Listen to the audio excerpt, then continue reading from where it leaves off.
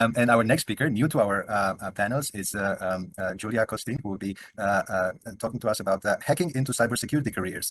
She's the co-founder of Qubits, a Colorado-based cybersecurity training and consulting company.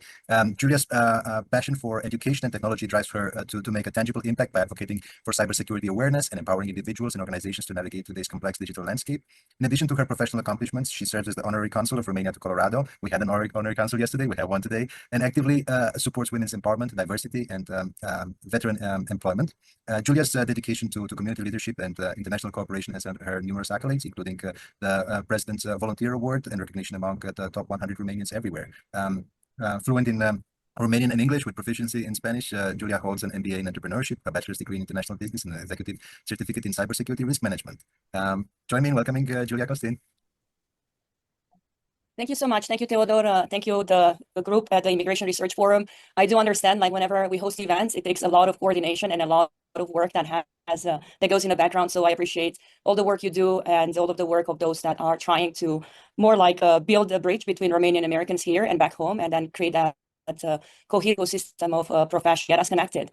I appreciate the invitation for today's event. It's the 6th annual, and I hope it will be my first, but not my last. And I look forward to connecting with everyone and drive some collaboration.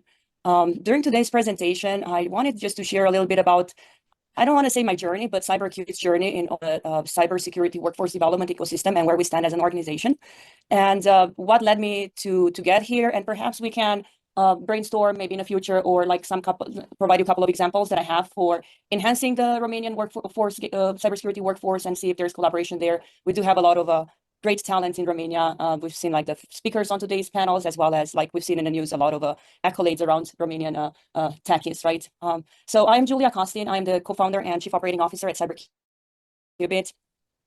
My professional journey started working in technology. Then I moved into more like workforce development / economic development type of work, where I worked in a collaborative with employers and local economic development agencies, elected officials in Florida, to make sure that we have a robust tech ecosystem that translated into the generation of foreign direct investments and attraction and retention of companies, tech companies, especially within the South Florida market. And then I moved to Colorado in 2019. I worked for the University of Colorado here at the Colorado Springs campus, and there I was tasked to build a program funded by the Department of Labor to train 5,000 professionals in cybersecurity using non-traditional model of education.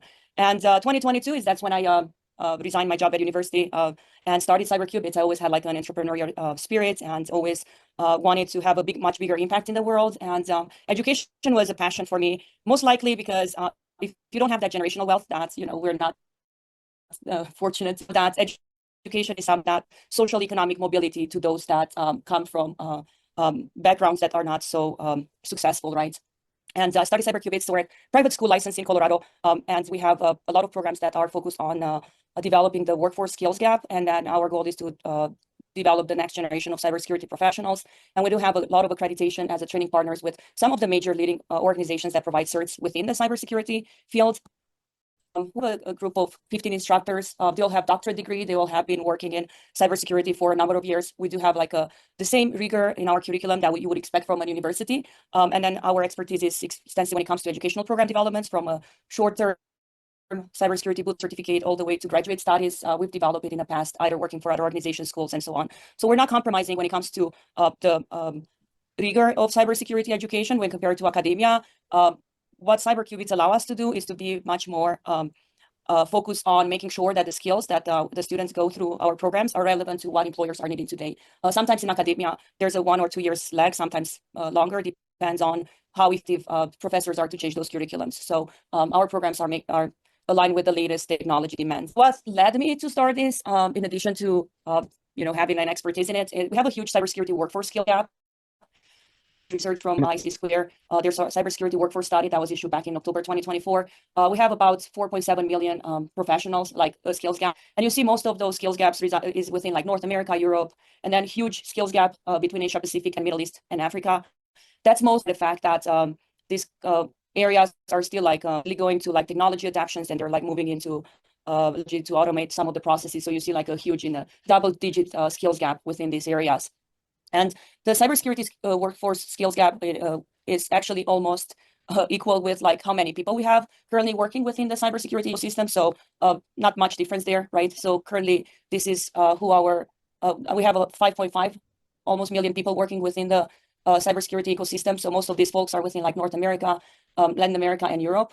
And then Asia Pacific and Middle East and Africa, they have a significant lower skilled professionals within the cybersecurity. What drove this cybersecurity skills gap? I think there is a lot of misunderstanding when it comes to the skills and the competency someone needs to have to work in cybersecurity, right? Cybersecurity as a field derived from information security, information assurance, and it got coined back in 2007 as cybersecurity. And I think a lot of that has been driven by the huge cyber attacks we had with Target, Ashley Madison, and they called it cybersecurity, and it drove away from like information security. But if you go on the internet, you see a lot of content around like how to get into cybersecurity, and a lot of this content is not necessarily aligned with how professional cybersecurity. They talk about like different certifications. They talk about like what type of jobs are there, and they just give you like a bunch of logos and a bunch of acronyms. But professionals that are looking to get into this cybersecurity, or if they are loop cybersecurity programs, there's like a lot of misunderstanding on what the skills are necessarily for cybersecurity professionals, and they tend to more like into the more technical roles for cyber instead of most like information like GRC, governance, risk and compliance, which is a area of something that has the most demand. If you go on the internet and you Google, there's like a lot of recommendation, and you see here my source is the cybersecurity influencer. A lot of sponsored content marketing goes into just writing article and putting a bunch of content in all of the forums online. They talk about what are the skills, what certifications you need, but these recommendations don't come from experts. So there's like a lot of confusion around if I am new to cybersecurity or if I am a school to develop a program, there's a lot of misconception in terms of like, where do I start? What skills do I need? But if you're looking what are the top in-demand skills that employed for in 2024, a lot of those skills are non-technical, right? So all of these skills that are non-technical are coded with green, and technical skills are coded with blue. So there's problem-solving abilities, teamwork, collaboration, communications, all of that is very cybersecurity, more so than your technical skills that a lot of times students and schools are focusing on. So when we started the programs back in 2022, I looked at reports that showed us who is the current workforce in cybersecurity. Then it tells you, if you're looking at this graph here, you see like by the age group, like where the professionals are, and then how they got into cybersecurity. Most of the professionals within the cybersecurity right now currently, they started in an IT field and then transitioned into cybersecurity. And for the past 10 years or so, they started to focus on a cybersecurity education and degree. More so than transitioning from a different type of role into the cybersecurity. So this gave us like a lot of insights in terms of like how are we developing our curriculum, what are the certain components in the curriculum we should include in terms of like technical, non-technical education, as well as other types of projects, case studies, and hands-on learning that will develop the critical skills that are needed to do the job. Not necessarily theory is important, but a lot of times when we look at the education to get a cybersecurity certificate, either it's CompTIA Security Plus or whatever certificate, it's a exam of 200 questions, multiple choice based. That does not demonstrate that you actually have the skills. It demonstrates that you're actually good as at taking an exam and passing it, right? But the employers are looking for the skills in those professionals. When we're looking at the educational level, we see that a lot of the professionals that are currently working within cybersecurity, they have a master's degree. So they need more specializations than your IT typical type of role. And then followed by bachelor's degree, and everything else, like 2-year degrees are not so prevalent within the cybersecurity field. So huge educational requirement. And then education attainment by gender, we all know like STEM and cybersecurity has like a huge gender gap between men and women. There's a lot of most of the master professionals that are currently working in cybersecurity are actually women. And that's driven by the fact that a lot of times women are looked over when it comes to promotions, but then an education, like another master's degree or another more higher education degree would get you that promotion. So you start to see most of the master's degree, doctorate degree, and postdoctoral degrees are held by women in our field. So we have like some amazing accomplished individuals when it comes to cybersecurity. These were the trends in 2021 and 2022, I mean, comparison. And you looked at those trends also in terms of when we developed the curriculum. So back then in 2021, they looked at what was they wanted to have like IT work experience, but then it seems to kind of decrease. Cybersecurity education and short-term programs, they're much more in demand than cybersecurity master's degree or doctorate degrees because it's short-term reskilling programs where you can get a person within like 3 to 6 months to be able to perform a role. So employers are looking more for those type of trainings compared to 2-year, 4-year degrees.